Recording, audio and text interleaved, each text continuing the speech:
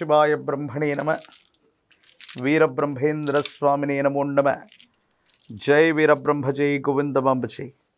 2026వ సంవత్సరం మిథున రాశి వారి యొక్క రాశిఫలం. శివాయ బ్రహ్మణే నమ, వీరబ్రహ్మేంద్ర స్వామినే నమ. వచ్చినటువంటి ఫలితం 4. ఇది రాహు సంబంధమైనటువంటి ఫలితం. ఓ రకంగా రాహువుకు సంబంధించినటువంటి గోచార ఫలితాలను చూసిన, ప్రత్యేకించి ప్రశ్నాశాస్త్రాన్ని అనుసరించినటువంటి ఫలితాలను చూస్తే మిథున రాశి వారి యొక్క జీవన గమనంలో 2026వ సంవత్సరం కొన్ని మిశ్రమమైనటువంటి ఫలితాలను మనం చూడబోతున్నాం. ఆ మిశ్రమమైనటువంటి ఫలితాల్లో కూడా చాలా వరకు అనుకూలవంతంగా మలుచుకునేటువంటి అవకాశం కూడా ఉంది. వివాహ సంబంధమైనటువంటి విషయం, జీవిత భాగస్వామికి సంబంధించిన కొన్ని అంశాల్లో కొన్ని ఇబ్బందులు, ఒడిదొడుకులు, అభిప్రాయ భేదాలని ఎదుర్కొనేటువంటి అవకాశం కనిపిస్తుంది. ఏది ఏమైనప్పటికీ కూడా దైనందిన జీవితంలో ఖచ్చితత్వంతో ఉండాలని, నిక్కచ్చిగా ఉండాలని, సత్యమే మాట్లాడాలన్నటువంటి కొన్ని రకాలైనటువంటి అతి మంచితనం, అతి నిజాయితీ వల్ల తప్పకుండా కొన్ని ఇబ్బందులు రాబోతున్నాయి. కొన్ని పరిస్థితుల నేపథ్యంలో అత్యంత కఠినంగా ప్రవర్తించటం వల్ల జీవిత భాగస్వామికి కొన్ని ఇబ్బందులు కలగటం, మీ ఇద్దరి మధ్య అభిప్రాయ భేదాలు ఏర్పడేటువంటి అవకాశం కలిగేటువంటి పరిస్థితి ఉంది. కాబట్టి సంబంధ బాంధవ్యాలకు సంబంధించిన విషయంలో పట్టు విడుపులు మాత్రం తప్పనిసరిగా ఉండాలి. కొన్ని అతి ఖచ్చితత్వంతో వెళ్ళటం వల్ల సంబంధ బాంధవ్యాలు దెబ్బతినే అవకాశం ఉంటుంది. కాబట్టి ఈ విషయంలో మాత్రం చాలా జాగ్రత్తగా ఉండాలి. మిథున రాశి జాతకుల యొక్క జీవన గమనంలో సంవత్సరాలు మారిపోతున్నాయి, కానీ మేము అనుకున్నది ఏది జరగట్లేదు, సానుకూలవంతమైనటువంటి ఫలితం ఉంటుందా లేదా అన్న ఆలోచన కలుగుతూ ఉంటుంది.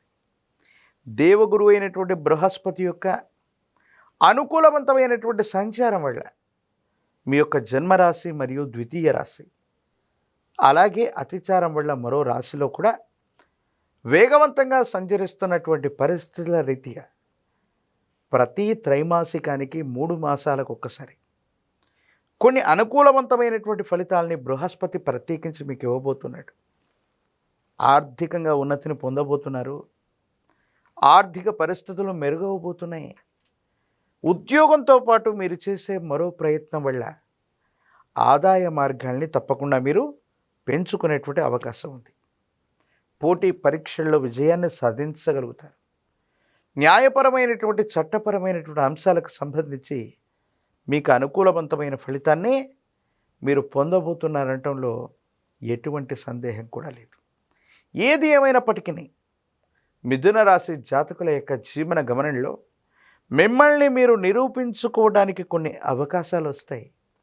అవకాశాలని సద్వినియోగం చేసుకోగలుగుతారు.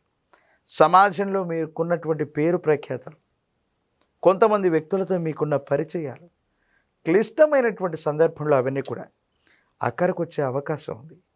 రియల్ ఎస్టేట్ రంగానికి సంబంధించింది అవ్వచ్చు, భూములకు సంబంధించిన క్రయ విక్రయాల వల్ల ఆర్థికంగా మీ యొక్క ఆస్తులు, వాటి యొక్క విలువ పెరగటం వల్ల సంపన్నులయ్యే అవకాశం కూడా ఉంది.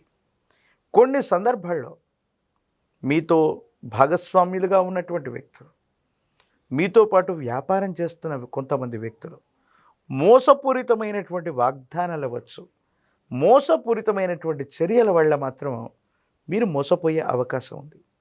నకిలీ పత్రాలు అవ్వచ్చు, లేదా ముఖ్యమైనటువంటి డాక్యుమెంట్స్ను పోగొట్టుకోవటం అవ్వచ్చు, ముఖ్యమైనటువంటి పాస్వర్డ్స్ను పోగొట్టుకోవటం, లేదా వాటిని గుర్తించుకోలేకపోవటం అవ్వచ్చు, సైబర్ క్రైమ్ వల్ల నష్టపోవటం అవ్వచ్చు, ముఖ్యమైనటువంటి తాళం చెవులు అవ్వచ్చు, కార్యాలయానికి సంబంధించినవి అవ్వచ్చు, వివిధ లాకర్లకు సంబంధించినటువంటి ముఖ్యమైనటువంటి వస్తువుల్ని పోగొట్టుకునే అవకాశం ఉంది. కాబట్టి తస్మాత్ జాగ్రత్తగా ఉండటం చెప్పదగినటువంటి సూచన.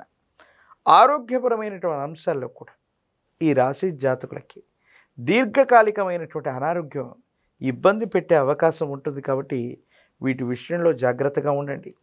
రాజకీయపరమైనటువంటి రంగంలో ఉన్నటువంటి వాళ్ళకి తప్పనిసరిగా పదవీ ప్రాప్తి, ఎన్నికల్లో పోటీ చేయాలనుకున్న వాళ్ళకి ఇది చాలా అనుకూలవంతమైనటువంటి సమయం. వివాహం కానటువంటి స్త్రీ పురుషులకి వివాహ సమయం. ఉద్యోగం రానటువంటి నిరుద్యోగులకు కూడా చాలా అనుకూలవంతమైనటువంటి ఫలితాలు పొందుతాయి. దూర ప్రాంతాలకు వెళ్ళి విద్యను అభ్యసించాలనుకుంటున్న విద్యార్థులకి ప్రఖ్యాతి చెందినటువంటి కళాశాలల్లో, యూనివర్సిటీల్లో ప్రవేశం లభించే అవకాశం కూడా కనపడుతుంది. మిథున రాశి జాతకుల యొక్క జీవన గమనంలో ప్రత్యేకించి అనుకూలవంతమైనటువంటి స్థితిగతులు ఉన్నప్పటికీ కూడా కొన్ని ప్రతికూలవంతమైనటువంటి అంశాలని అధిగమించడానికి మహాకాలభైరవ వృక్షను మెళ్ళో ధరించటంతో పాటుగా విశేషించి అమ్మవారి యొక్క అనుగ్రహం లేదా కుబేర లక్ష్మీ తైలంతో అనునిత్యం దీపారాధన చేయటం, తెల్ల జిల్లేడు ఒత్తులతో మహాగణపతిని పూజించటం, ఇటువంటి తాంత్రిక సంబంధమైనటువంటి విధి విధానాల వల్ల కఠినమైనటువంటి అంశాలను కూడా సత్వరంగా సానుకూలవంతమైనటువంటి అంశాలుగా మార్చుకోగలిగినటువంటి పరిస్థితులు గోచరిస్తున్నాయి.